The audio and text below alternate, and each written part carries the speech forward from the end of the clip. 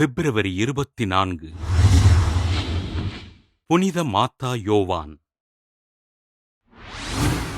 France நாட்டிலுள்ள பவுக்கோ நகரில் வாழ்ந்த இறைபக்தி நிறைந்த குடும்பத்தில் கிபி 1160 ஆண்டு ஜூன் 23 பிறந்தார் மாத்தா யோவான்.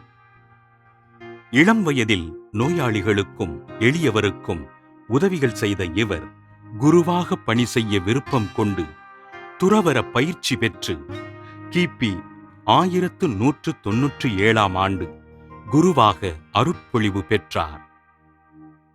தன் முதல் நன்றி திருப்பலியின் போது சிவப்பும் நீல நிறமும் கலந்த சிலுவையினை தன் உடையில் பொறித்திருந்த வானதூதரை காட்சியாக கண்டார். இவ்வுலகில் பாவக் கொடுமைகளும் அடிமைத்தனங்களும் அகன்று சமாதானம் மலர்வதற்காக தன்னை அர்ப்பணித்துக் கொண்டார்.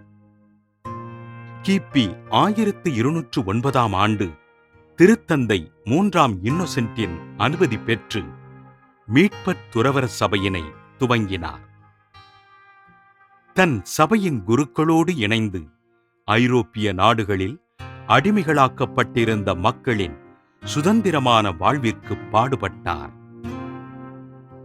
உலக மக்களின் சமாதானத்திற்காக பணிகளைச் செய்த அருட்தந்தை மாத்தா யோவான் உடல் நலிவுற்று கிபி 1223 ஆண்டு டிசம்பர் மாதம் 12ஆம் நாள் விண்ணகமடைந்தார்.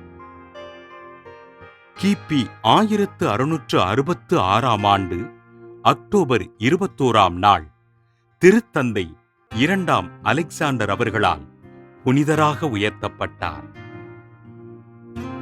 புனித மாத்தா யோவான் நிறுவிய மீட்பர் சபையானது இன்றும் உலகின் பல்வேறு பகுதிகளில் மக்களின் சுதந்திரமான வாழ்விற்காகவும் உலக சமாதானத்திற்காகவும் தன் பணிகளைச் செய்து வருகிறது.